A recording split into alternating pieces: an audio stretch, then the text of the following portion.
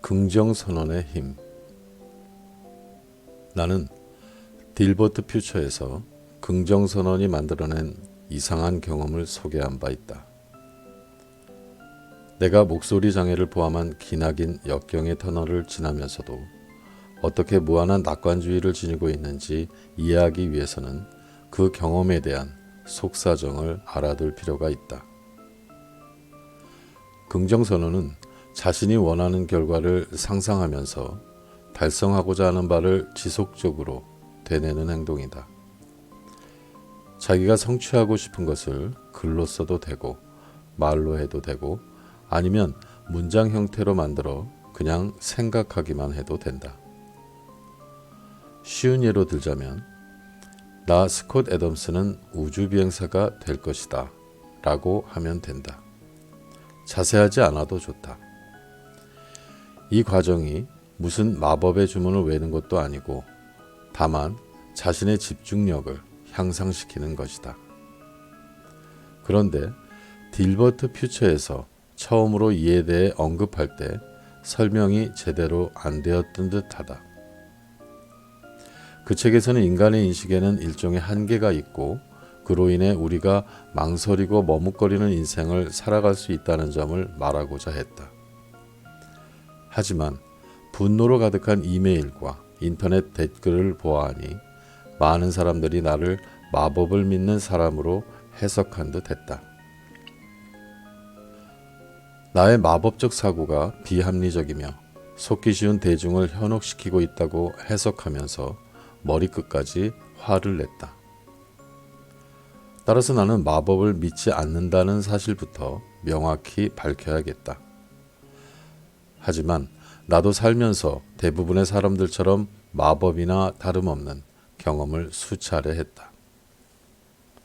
마치 원시인이 우리가 사용하는 휴대전화를 보고 마법이라고 생각할 수도 있듯이 그때나 지금이나 내 말의 요지는 어떤 것이 왜 다른 것에 비해 효과가 좋은지 굳이 그 이유를 알 필요가 없다는 것이다. 누군가 가르쳐 주기만 한다면 원시인도 휴대전화를 잘 사용할 수 있다. 굳이 휴대전화 작동 시스템까지 이해할 필요 없이 그저 마법 같은 일이라 믿으며 활용하면 그만이다. 원시인의 인식이 잘못되었다고 해서 휴대전화의 유용성이 사라지거나 달라지지는 않는다. 고장난 휴대전화를 모셔두고 기도를 올린다면 얘기가 달라지겠지만 긍정선언에 대한 나의 생각은 휴대전화에 대한 원시인의 생각과 유사하다. 이어지는 나의 이야기가 그저 우연의 일치인지 선택적 기억인지 단순한 행운인지 근면의 결과인지 각고의 집중력인지 사고의 전환인지 숨겨진 재능인지에 대해서 당신이 어떻게 생각해도 좋다. 어쨌든 일관성에 약간 문제가 있는 나의 지각에 의하면 긍정선언은 매우 쓸모가 있다. 그 이유는 나도 모른다. 내가 긍정선언을 시도하면서 있었던 일들을 간략하게 말해주겠다. 판단은 당신의 몫이다. 하지만 마법과는 전혀 연관이 없다는 점만은 분명히 하자. 긍정선언을 시험하다.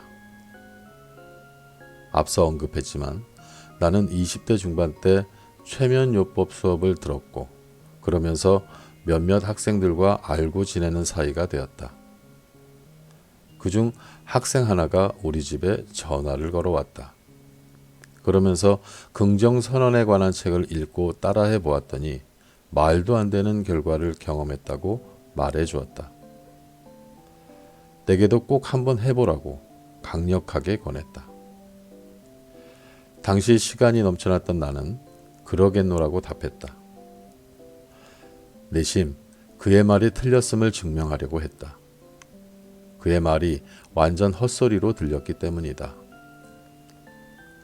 하지만 나는 열린 마음을 갖고 있었고 긍정선언을 한번 시험해 보기로 했다. 내가 처음 사용한 긍정선언은 나 스콧 애덤스는 부자가 될 거야 였다. 그때 나는 투자할 만한 주식 종목을 살피는 중이었다. 그러던 어느 날 순전히 느낌만으로 2개 종목이 눈에 띄었다. 그때만 해도 합리적이지 않은 과정을 거쳐 눈에 띈 종목에 관한 돈을 투자할 만큼 긍정선언을 믿지 않았다. 나는 첫 번째 종목은 서류 작업을 못하는 바람에 아예 투자를 하지 못했는데 주가가 쭉쭉 올랐다. 두 번째 종목은 샀다가 어느 정도 수익을 실현하고 재빨리 팔았다. 그런데 이 종목도 내가 팔아치운 이후 급상승했다. 선택 가능한 종목이 1만여 개나 되는데 그 중에 내가 고른 2 종목이 모두 그의 최고 상승 종목 10손가락 안에 드는 종목이 되다니. 그 사이에 나는 다른 종목에는 손을 대지 않았다. 긍정선언은 즉시 나를 부자로 만들지는 못했다. 하지만 긍정선언의 효과가 아닐까 궁금해졌다. 아무런 조사도 하지 않은 상태에서 그의 최고의 상승을 기록한 종목 2개를 연달아 고를 확률이 과연 얼마나 된단 말인가. 물론 순전히 운이 따랐을 가능성도 있었다. 원숭이도 어쩌다 한 번쯤은 상한가를 기록하는 종목 2개를 고를 수 있을 테니 말이다. 하지만 이 경험은 나를 또다시 시도하도록 만들었다. 두 번째 시도는 내가 감히 쳐다보기도 힘든 상대라고 생각했던 여성과의 관계였다. 비록 짧았지만 일련의 우연적인 상황이 겹치면서 가능성 없어 보였던 일이 발생했다는 정도로만 해두겠다. 하지만 이 역시 긍정선언의 힘 덕분이라는 증거는 없었다. 어쩌면 내가 주식 종목을 고르는 재능이 있고 거울에 비친 모습보다 실물이 훨씬 더 훤칠한 사람일 수도 있으니까. 2번의 성공 아닌 성공을 맛본 나는 긍정선언이 진짜로 어떤 힘을 지녔을지 모른다는 생각을 하기 시작했다. 다음번 시도했던 긍정선언은 너무 개인적인 내용이라 여기서 할 수는 없다. 아무튼 성공 확률이 1만 분의 1 정도였던 일을 따냈다. 고된 노력도 기술도 인맥도 전혀 상관없는 일이었다. 어쩌면 내가 기억하고 싶은 것만 선택적으로 기억하고 있을 수도 있다. 긍정선언을 수없이 시도했지만 그 중에서 잘된 것들만 기억하고 있을지도 모르겠다. 그 가능성을 완전히 배제할 수는 없다. 사실 내가 타고난 주식 투자자인데다 나만 모르는 엄청난 매력 덩어리고 복권 당첨자만큼 운이 끝내주게 좋은 사람일 수도 있다. 아니면 그냥 어떤 사건이 일어날 확률을 형편없이 계산하는 사람일 수도 있다. 나는 다시 한번 긍정선언을 시험했다. 이번에는 내기와 관련된 것이었다. 은행 동료 직원이 MBA 과정을 준비하며 경영대학원 입학시험 강의를 듣고 있었다. 나는 대학 4학년 때 그 시험을 쳤는데 77%에 해당하는 점수를 받았다. 이는 시험에서 나보다 좋은 점수를 받은 사람이 23%라는 의미였다. 그 점수로는 최상위 대학원 입학이 불가능했고 나는 꿈을 접었다. 그런데 그때 무슨 바람이 불었는지 내가 다시 시험을 치면 동료 직원보다 더 좋은 점수를 받을 거라고 호언장담했다. 게다가 용감하게도 시험 준비용 강의를 듣지 않고도 할 수 있다고 큰 소리를 쳤다. 동료 직원이 첫 시험에서 86%의 점수를 받았고 그 점수를 더 높이기 위해 강의까지 듣고 있었던 점을 감안하면 나는 정말 멍청한 짓을 하고 만 것이었다.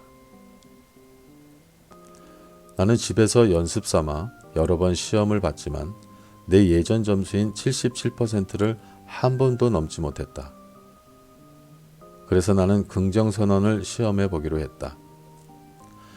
시험 결과 통지서를 열었을 때 94%를 선택한 것은 그 정도는 돼야 내기에서 확실하게 이길 수 있다고 생각했기 때문이었다. 시험 당일 연습 성적과 별다르지 않을 거라는 느낌이 들었다. 그래도 나는 계속해서 94%를 머릿속에 떠올리며 결과를 기다렸다. 몇 주 후 결과를 담은 우편물이 도착했다. 나는 우편물을 열고 점수를 확인했다. 94%였다. 어쩌면 내가 시험에 능하고 마침 동료와의 내기로 오기가 발동했는지도 모른다. 게다가 정확하게 94라는 숫자가 나온 것도 그저 우연의 일치일 수도 있다. 하지만 분명한 건 긍정선언이 주는 확신을 통해 나의 시야가 넓어졌다는 사실이다. 향후 몇 년 동안은 별다른 도움 없이도 일이 잘 풀렸기 때문에 회사 일에 집중하면서 긍정선언을 사용하지 않았다. 버클리 MBA 과정을 졸업했고 언젠가는 CEO가 되는 길에 들어섰다고 생각했다. 별다른 도움 없이도 그 자리까지 갈 수 있을 거라 생각했다. 그 계획은 내 바람대로 이루어지지 않았다. 그 다음으로 내가 사용한 긍정선언은 내가 세상에서 가장 원하는 직업을 갖겠다고 마음 먹었을 때였다. 나 스콧 애덤스는 유명한 만화가가 될 것이다. 이번에는 제대로 이루어졌다.